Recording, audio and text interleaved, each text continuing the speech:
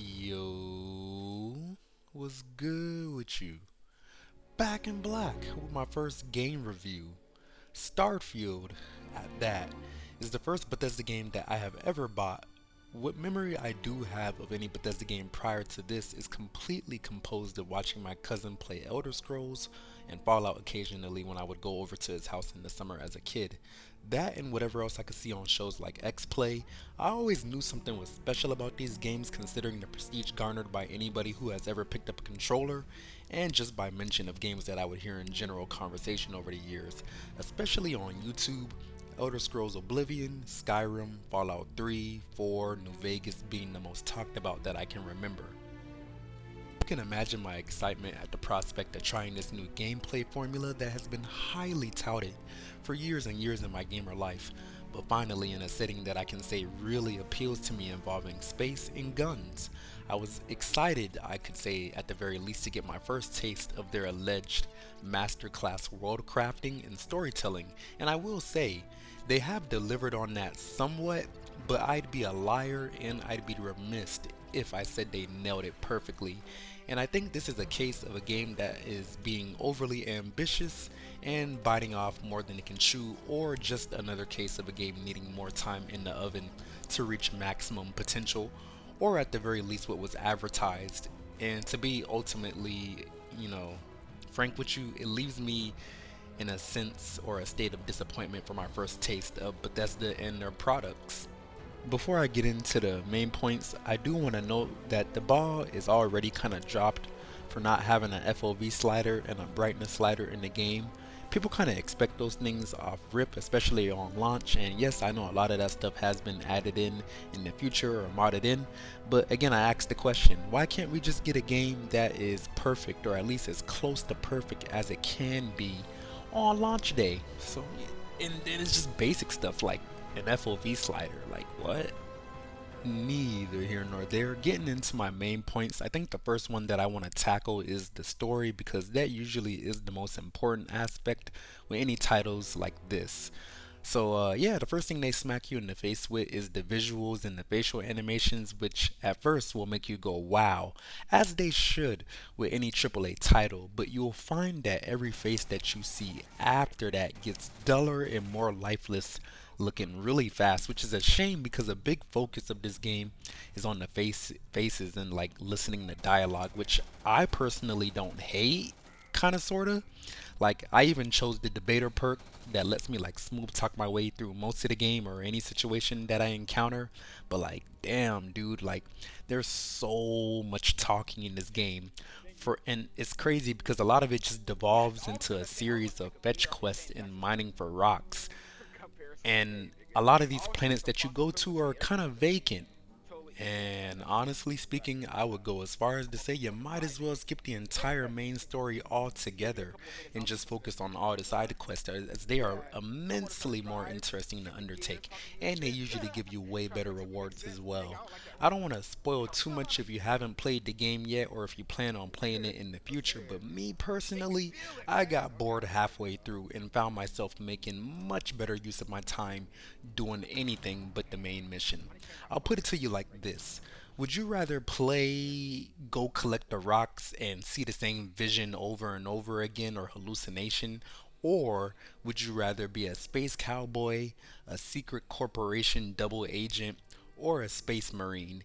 Easy pick if you ask me, which again is a shame because I'd reckon the main mission should be one of the biggest, or at least a slightly interesting one. And mind you, I still have 76.7 hours in this game altogether, which goes to show how good any other quest is aside from the main one in this game, and there's a bunch of them. When it comes to the characters and their development in this game, there's very little to write home about here as well. Anybody that you do talk to that is supposed to be a companion usually ends up being more so annoying than helpful, and they do little, or very little I should say, to compel you to care about them as a person, or a character, I guess you could say. More often than not, you end up wanting to leave them behind, and quite frankly, I regret choosing the extroverted perk instead of the loner one, because I get more oxygen if I do bring somebody with me. So I kind of am in the situation where I'm forced to bring a companion, whether it's an annoying robot or an annoying person that you can occasionally chat to, or they'll give you something that is of little use or no use at all. And usually, considering how small the inventory in this game is something that you just end up throwing in the ship storage anyways or leaving on the ground. Since these companions are rarely fun to talk to anyways, I would say that the only redeeming quality about them is that 9 times out of 10, what you want to do is you want to find the ones that have perks or characteristics that you do not have yourself, because they quite frankly take too much time investment to get all of them yourself or get them all the way across the board. So you want to use them to cover ground that you do not have. Me personally, I use them usually to give my ship better flying and better fighting ability. Ship building, flying, and combat in this game seemed like a really cool thing at first, but in my personal opinion, this also ended up being just a big waste of time. And considering how much they cut corners on everything else, I don't see why they didn't just turn this into a big cutscene. But I'm sure they would have had way too much backlash if they didn't at least give us the ability to fly our ship in space. But what you'll find is that when you do, that's a pretty boring experience in itself as well, unless you're actually in combat. Most of it is just, composed of depositing your ship's energy cells into certain categories, whether that be like missiles, engine speed, shield, stuff like that. And again, the only fun you're going to have is when you're actually fighting another ship, because when you disable it, you can board it, go inside, kill people, take the ship for yourself. You can also steal ships on the ground as well. But outside of the combat, you're really just floating around. You can't fly to any location on an actual planet that you're nearby, nor can you engage in actual warp speed unless you go into the menu and fast travel to a destination of your choice. Which, again, if you're going to make me go into the menu to get where I want to go anyways, why even put the spaceship flying exploration in the game? It's so pointless and so underbaked, like a lot of stuff in this.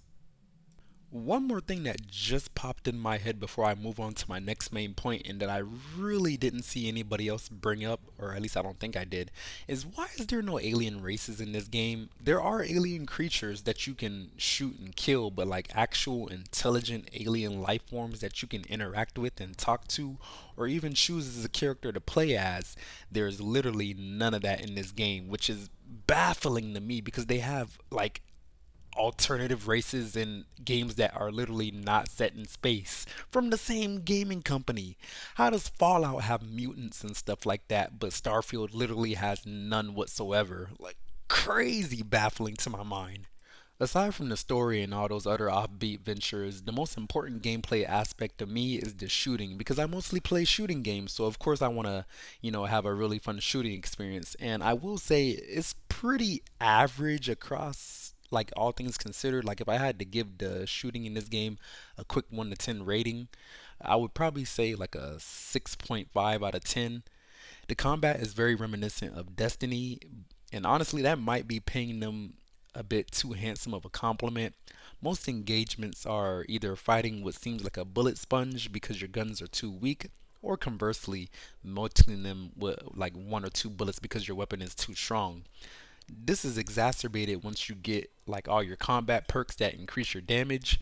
The enemy AI don't really do anything crazy either combat wise. I rarely feel like I'm ever like pressed in a situation when I'm like in an engagement, and usually companions don't seem to take the threat too seriously either, because they're usually just standing in the open and shooting and taking direct fire and not dying. And the weapon variety isn't nearly as expensive as I thought it was either. Especially for a space game, you would think there would be a lot of variety in this kind of thing, but a lot of it is just composed of your typical AR, submachine guns, hand cannons, a couple of laser weapons here and there, but like nothing that really blows your mind or like really pushes the envelope of what you think space would be. It's like it's the most reserved space game that I've ever played in my life. Something I really don't like about the enemy AI in this game is that they literally pose next to no threat in combat. They move pretty much the same way they would move in Fallout 3 and 4, like there has been pretty much no improvement to them whatsoever. Not only that, when you kill high ranking NPCs, whether it be humans or aliens, they don't always drop something that is useful. And even if they do drop something that is purple or gold, very often it will be under leveled in comparison to the stuff that you currently have equipped, which makes it seem like a worthless endeavor. Before I give you my take on the exploration in this game, there was a few more smaller points that I wanted to tackle in no particular order, but I do find it one of those things, or a lot of those things, to be very worthy of mentioning. Maybe to, I guess artificially inflate the playtime of every individual player.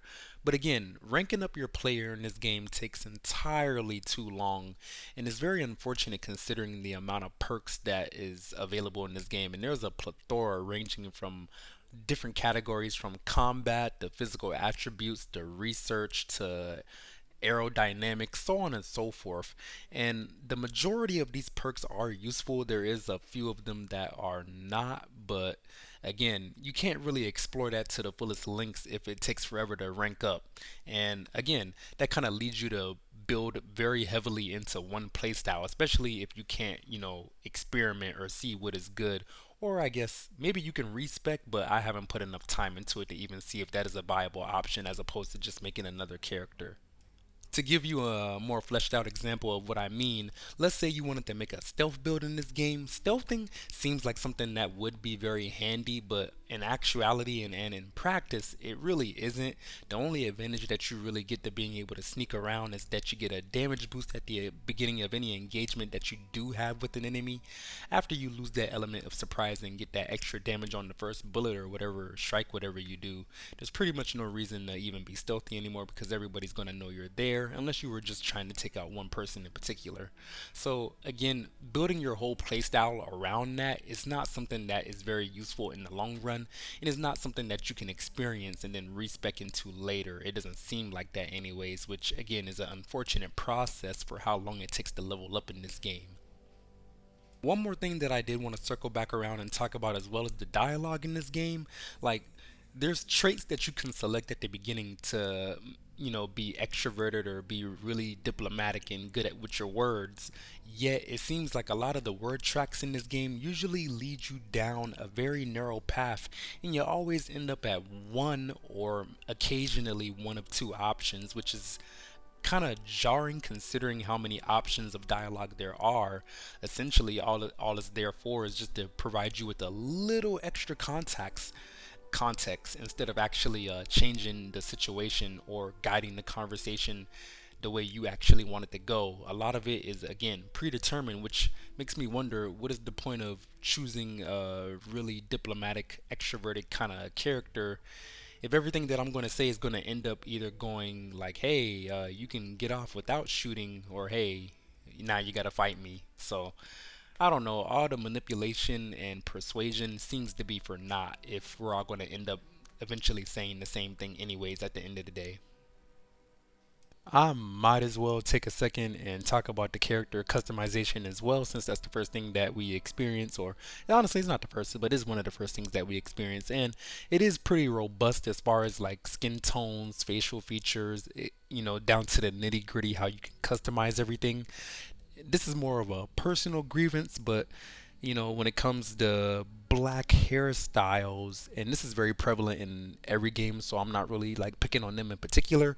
I think they could have been a little bit more expansive on the options. They pretty much have, your typical stuff, but nothing that is really reflective of the culture that you really see today.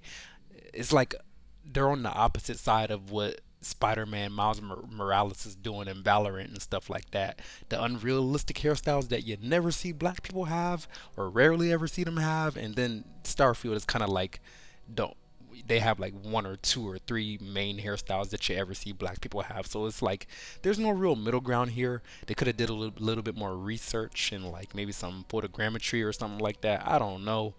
Moving on to the background and traits and stuff like that, I don't even know why they even coded that into the game or let you choose, because for the most part it literally does not affect the gameplay in any meaningful way whatsoever. Your background is literally just it might as well be the same effect that it would have for Cyberpunk. You maybe change the dialogue, a couple of dialogue lines, but that's really about it. The traits, I mean, if you choose the right ones, some may help you more than others, but again, it really does not do much anything at the end of the day. So that's character customization for you. Getting on to the last leg of my video, trying to keep everything under 20 minutes. I think the biggest thing that I wanted to talk about And I guess everybody's biggest complaint with this game is the exploration.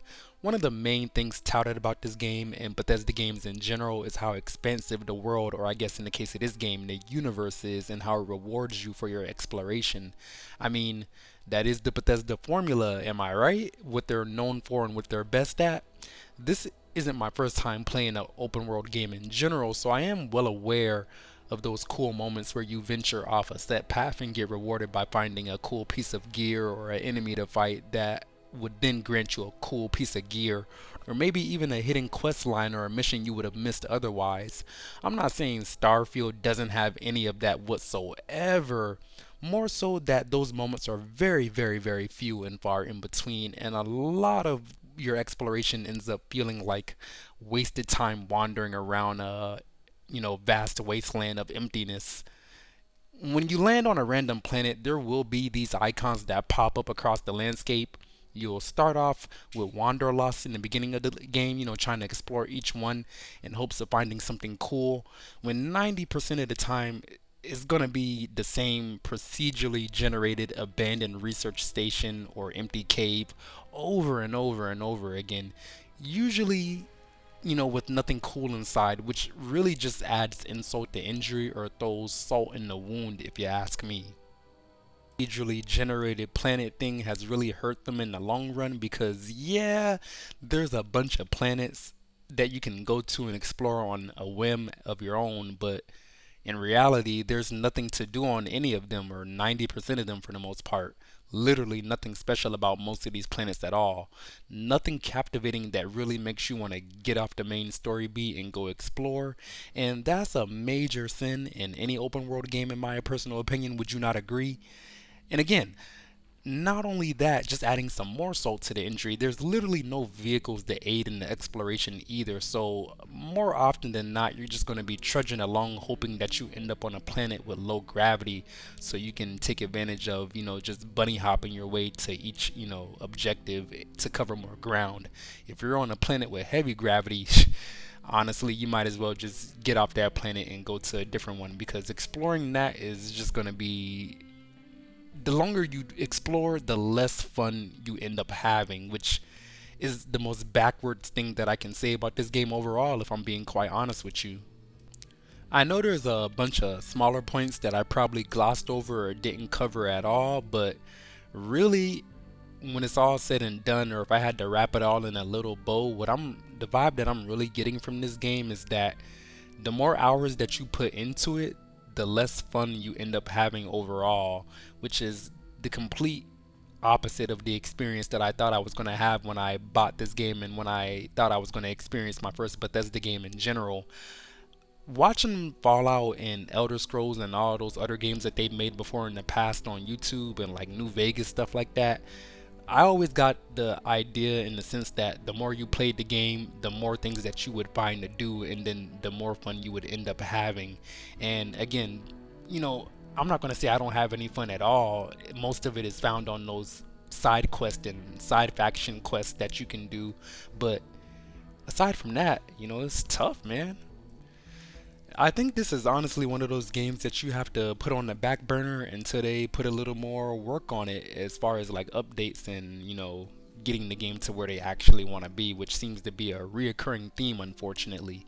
Release the game now and fix it later, get it to the perfect state that you wanted it to be in the first state, and hope that the players can either not notice any flaws or forgive you for whatever they do notice. And all that being said, it's not a bad game. I am not saying that this game is a bad game. It's just very, very, very mid. Like, it's like eating a chicken nugget with no condiments whatsoever. Or it's like somebody's missing like the smallest but most keenest of ingredients in like a batter to make a really, really good pie or cake or something like that. Or it's just underbaked.